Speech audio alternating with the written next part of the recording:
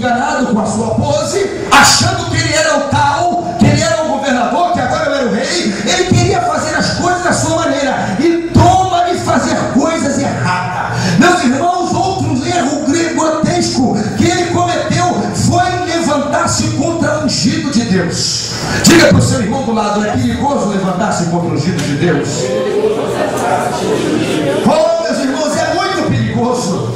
Saul, meus irmãos, como que se nada acontecesse, lá no livro de Samuel, no capítulo 22, 17 ao 19, conta a história, meus irmãos, que ele matou mais de 85 sacerdotes. Sabe por que isso, irmãos? Porque ele estava desconfiando de uma conspiração contra o seu comando. Ele estava achando que alguém estava conspirando contra o seu reinado. E aí ele, desconfiado, foi lá e mandou matar. É muito perigoso, irmãos, quando nós estamos ouvindo a terceiras pessoas, quando nós ouvimos fofoca, quando nós ouvimos que alguém está dizendo alguma coisa para você. É muito perigoso nós fazermos isso, porque você pode estar indo para uma ruína muito grande, e às vezes uma ruína que pode levar e custar a sua vida. É tão perigoso você dar ouvido essas coisas, que tem uma história muito importante que fala sobre um homem que criava uma raposa.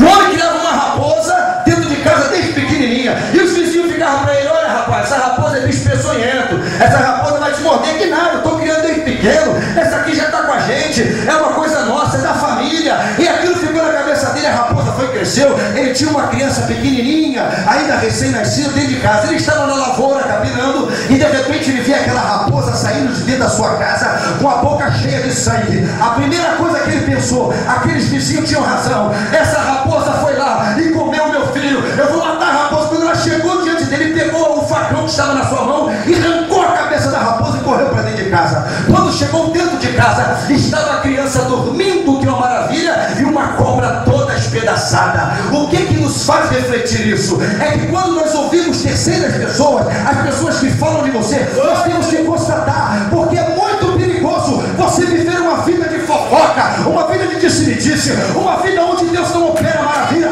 Quer ser vitorioso? Passe a ouvir a voz de Deus e não a voz da sua carne. Aleluia. Outro erro que o Saul cometeu são erros que sabiamente nós não cometeremos, porque queremos ser abençoados. Saul não teve o seu reino abençoado por conta de vários erros. Um outro erro tremendo foi que Saul, ele destruiu toda a sua família, irmãos. Mas há um erro aqui, irmãos, que eu quero parar aqui nesse erro. Há um erro que foi o maior dos erros que Saul cometeu. Quando eu expliquei para os irmãos no começo, todos nós cometemos erros.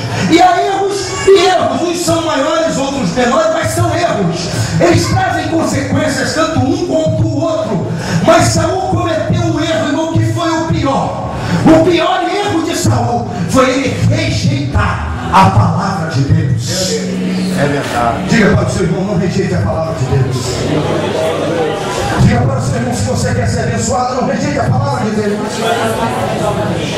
Em 1 Samuel, capítulo 15, versículo 23, na parte B diz assim: porquanto tu rejeitaste a palavra de Deus, o Senhor te rejeitará.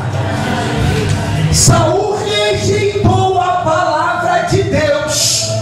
Consequentemente, o que aconteceu? Ele foi rejeitado. O seu reino foi rejeitado. Irmãos, sabe o pior erro do ser humano?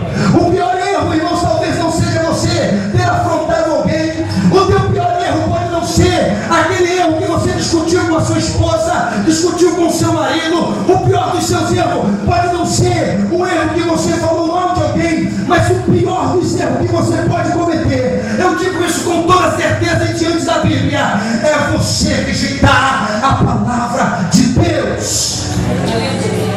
Quando você rejeita a palavra de Deus, você está fadado ao fracasso. Nada vai conseguir se levantar na sua vida. Sabe por quê, meus irmãos? Porque você cometeu o maior dos erros. Saul cometeu esse erro, irmãos. E ali, irmãos, naquele momento, Saul passa a andar uma vida desprezível. Saul, ele foi desprezado por Deus. Ele não teve o amparo de Deus no seu reino, e o seu reino foi se acabando. E aí o que acontece, irmãos? Deus substitui Saul, e agora Deus arranja um homem que era segundo o seu coração. Deus arranja um homem, levanta um homem chamado Davi, que diferentemente de Saul, ele diz logo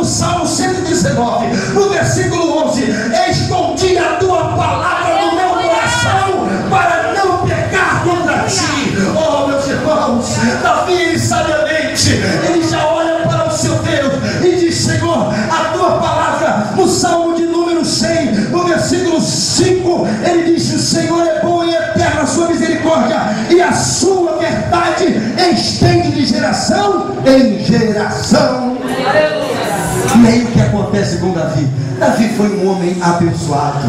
Davi recebe o comando do reino de Saul, e agora o comando de Israel estava na mão de um homem que sabia bem honrar a palavra de Deus. E esse homem, além de saber honrar a palavra de Deus, ele reconhecia a sua dependência. No Salmo de número 103, no versículo 1, salmista Davi abre a sua alma e diz: bendize a minha alma o Senhor, e tudo que é em mim, bendiga o seu santo nome. É importante quando você levanta a sua mão e diz assim: tudo que é na minha casa, bendiga o nome do Senhor. O meu carro bendiz o nome do Senhor. Os meus filhos bendizem o nome do Senhor. A minha igreja bendiz o nome do Senhor. A minha mãe bendiz o nome do Senhor. Tudo que é na sua vida, você pode abrir as suas mãos, levantar e dizer: bendiga, bendiga, bendiga seja o nome do Senhor. Aleluia. Glória a Jesus. E aí, meus irmãos, Davi, ele conhece bem, ele sabe bem dessas verdades. Lá no Salmo de número 119, no versículo 160, o salmista Davi abre o seu coração e ele diz: a tua palavra é verdade desde o princípio, meu Deus. Lá em Mateus, no capítulo 24, no verso 35, diz a Bíblia que os céus e a terra passarão, mas as tuas palavras não hão de passar. Jeremias, ele disse claramente, disse o Senhor para Jeremias: viste bem, porque eu velo pela minha palavra para fazer cumprir. Olha, meus irmãos, quando Deus te promete algo, Ele cumpre com a sua promessa.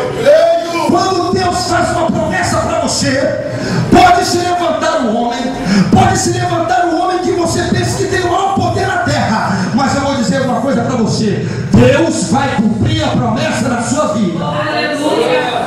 Glória a Deus. Muitas vezes nós não imaginamos como é o cumprir a promessa de Deus, e aí nós fazemos como fez, por exemplo, o rei Saul. Porque o rei Saul, ele queria dar o seu jeito. Teve uma certa situação quando Deus falou para ele: só destrói todos, e ele fez pela metade. Depois ele colocou a culpa, sabe em quem? No povo. Ele falou assim: olha, Senhor, na verdade eu só fiz a metade porque eu temia o povo. Tem pessoas que é assim, irmãos. Ele preferiu temer ao povo do que a Deus. Ele preferiu temer o povo a temer a Deus. Quantas pessoas são assim, meus irmãos? Preferem temer ao patrão ou temer a Deus.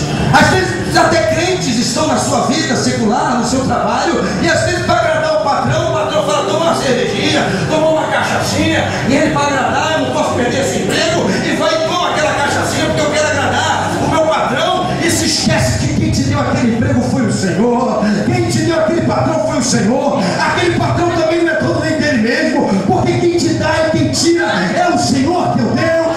Aleluia! Aleluia! Jesus, aleluia! E aí Davi foi um homem feliz. E aí Davi encontra-se numa situação onde aquele homem teve o seu o reino plenamente abençoado por Deus. Sabe por quê? Porque ele sabia temer ao Senhor.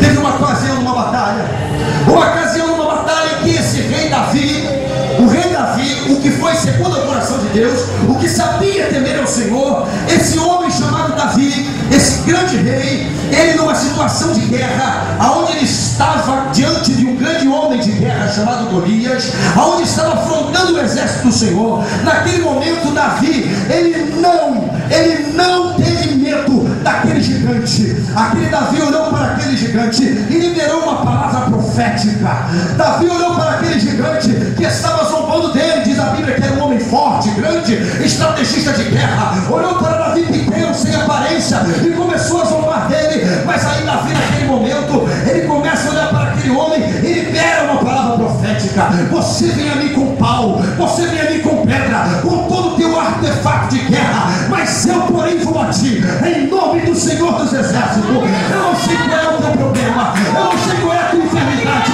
eu não sei o que passa na tua vida, mas nessa noite libere uma palavra profética. Diga para o teu problema, diga para a tua dificuldade: eu não tenho força para enfrentar-te, eu não tenho condição nenhuma de resolver isso, mas em nome do Senhor dos Exércitos eu declaro vitória